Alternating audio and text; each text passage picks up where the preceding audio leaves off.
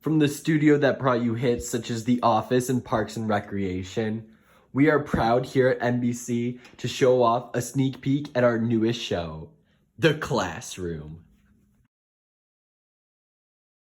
What do I think about Jackson? Let's just say that having a high schooler dual enrolled in our community college psych class makes things a little more interesting than you might think. Hello, what up gang? Clay, Big Tony, how we doing? Sorry, know your boy's a little late, coach had me staying after. Work on my shoe game, you know. Here's your peer feedback. Oh, thanks. I really appreciate.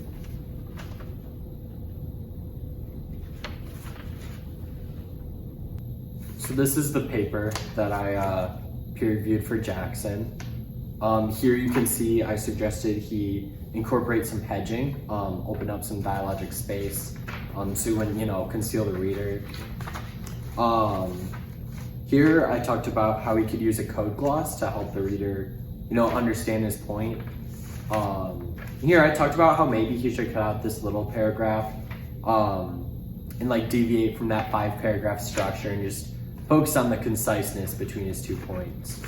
So yeah, I'd say I did a pretty thorough job with it. Oh, this? Oh yeah, this is the paper that Jackson peer reviewed for me. If you look through it, you can see that he added a comma that I missed. I've had my life plan figured out since my junior year of high school. Dual enrolled now, going to college as a sophomore. Graduate, get my bachelor's degree. Apply to law school, go to law school. Graduate #1 in my class at Harvard Law. At that point, I don't even need to be a lawyer. I'll have all of the credentials and clout to carry me. I'll write a book. It'll be called something cool like Jackson Law, Breaking the Norms or something like that. New York Times bestseller.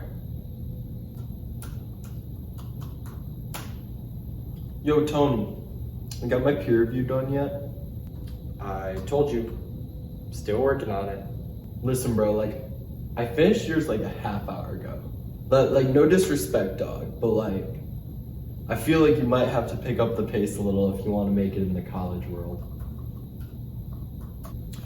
I think Jackson has some potential. I really do. I've been taking upper year writing classes since I came here. I'm in my 3rd one right now. And if there's one thing I've learned is that it is really important to use engagement to help, bring your reader into your piece. You're using engagement markers like personal pronouns and shared asides and, building up your research point and creating a research space. Those are all really important things if done in the right context. I think Jackson really tries to do this. I'll even read you the last couple of sentences of his first paragraph. Without further ado, whoever you are reading this ought to hold on to your socks because I'm about to spit some science so groundbreaking that even Sigmund Freud himself would his pants. Some good stuff.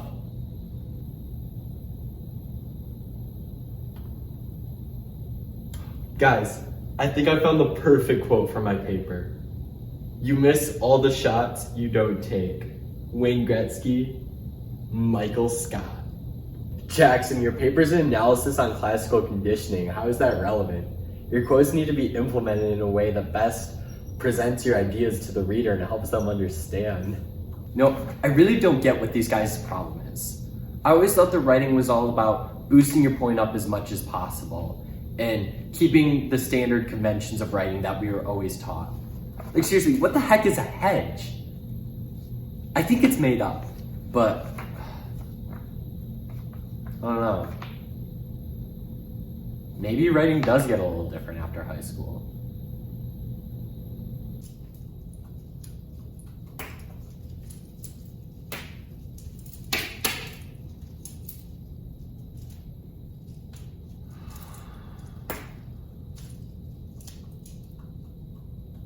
What?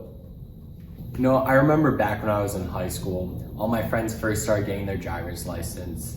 You know, they would do that thing where they would like take their lanyards with their car keys on them, like spin them around their finger back and forth. I mean, yeah, it was obnoxious, but you know, it was excusable high school behavior. The only problem with Jackson's case is I saw him ride his bike here.